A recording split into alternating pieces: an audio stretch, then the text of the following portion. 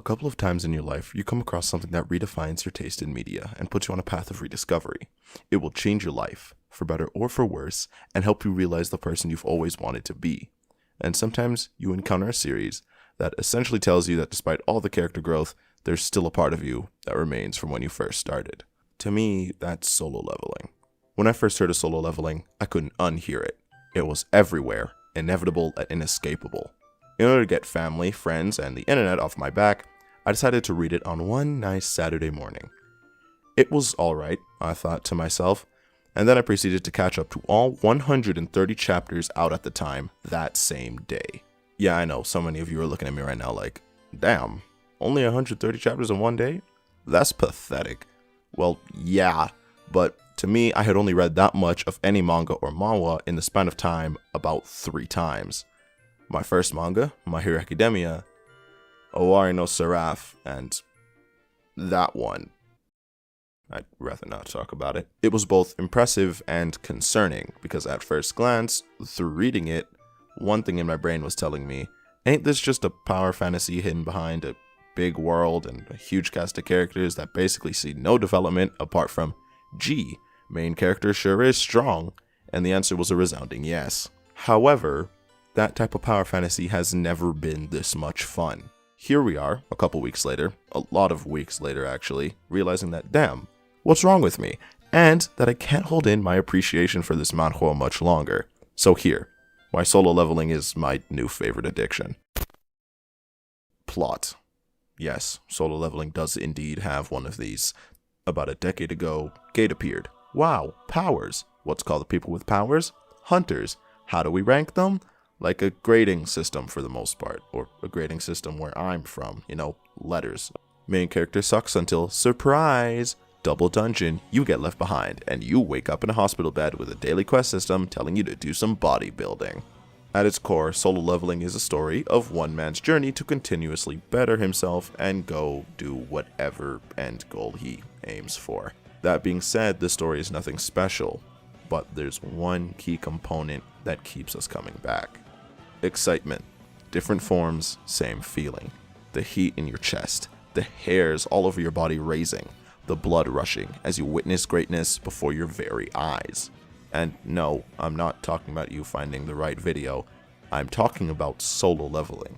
And it's quite frankly mastered this, and it kinda needed to. At the beginning, every dungeon, every battle, every single encounter has the potential to make Jin-Woo stronger, with the EXP and everything. When he gains that strength, he gets new skills. Skills that you never use until you try. It's a lot like getting a new skill in a video game. You're excited to try it out, and if it doesn't disappoint, then there's an actual payoff for each and every encounter you face. While it doesn't evoke the same feeling, Solo Leveling does send a similar message to your brain. I'm no neurologist, but do you remember the first time you saw Jin-Woo use shadow extraction? What was going through your head? Be honest. The goosebumps, the innate feeling from your brain to the tips of your toes? Unless you, hated it. But if you liked it, then you were probably just impressed with how damn cool it was. I mean, I can't blame you.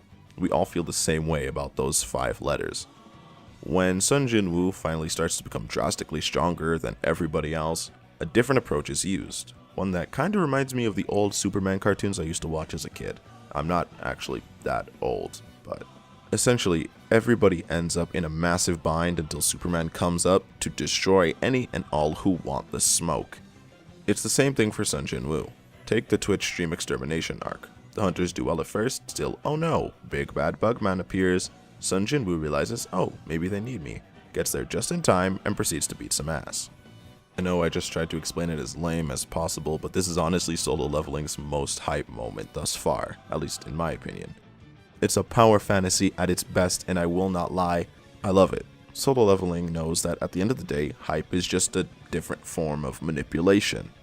You ever had something you wanted to fix, and the missing piece or just the object you need appears seemingly out of nowhere? You get excited. That's kind of a version of hype in and of itself.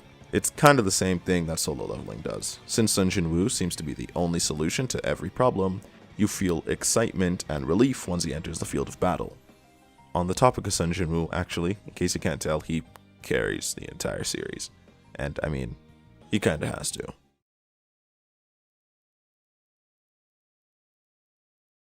Main character of Solo Leveling and winner of Best Dressed Protagonist 3 years running, Jin-Woo is, well, actually exactly what you'd expect. Used to suck, now he doesn't, and he's ripped too. But the writers, or writer, did something unheard of in the power fantasy genre, and that's give him at least a tangible amount of depth. Slowly gaining self-confidence and independence in his abilities as he grows stronger. After all, I doubt Jin-Woo at the beginning could deal with his entire horde of shadow soldiers at once. Jin-Woo does actually have one main goal though, even since he was an E-rank hunter, and that's to protect his family above all else. Once he revives his mom from her sleeping beauty illness, no wait, not like that. Once he frees his mom from eternal slumber sickness, he becomes concerned that in trying to do so, he's pushed away everybody he cares about. So he opts to stay at home instead of going on a giant mission with the rest of the hunters, one that goes really, really well. He's at the mercy of a system that will punish him if he doesn't do what it wants. It also completely leaves him in the dark about his purpose and existence. He didn't even know why he got the UI in the first place until relatively recently. The fact that Solo Leveling has a mystery beneath the first layer of the plot is weird, but also kind of impressive.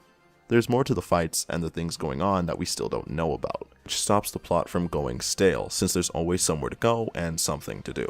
Jin-Woo's character is, well, essentially the only huge character arc in the entire series. Although maybe Beru has one. And maybe Yu Jin-Ho might have one.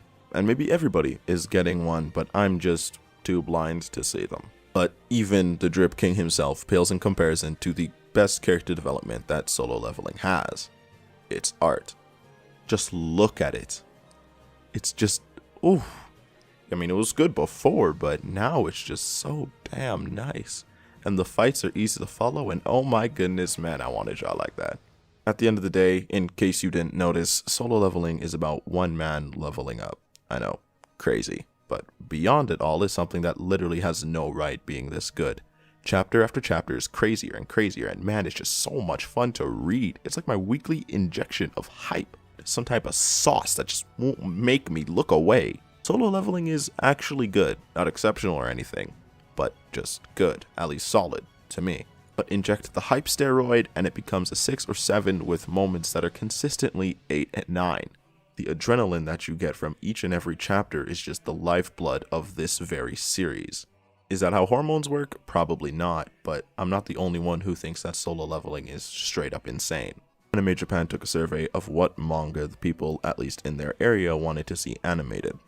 Solo Leveling came in second behind, whatever that is. Seems chill enough, though. Solo Leveling has consistently sparked the already heated MAPPA versus UFO table debate. See what I did there?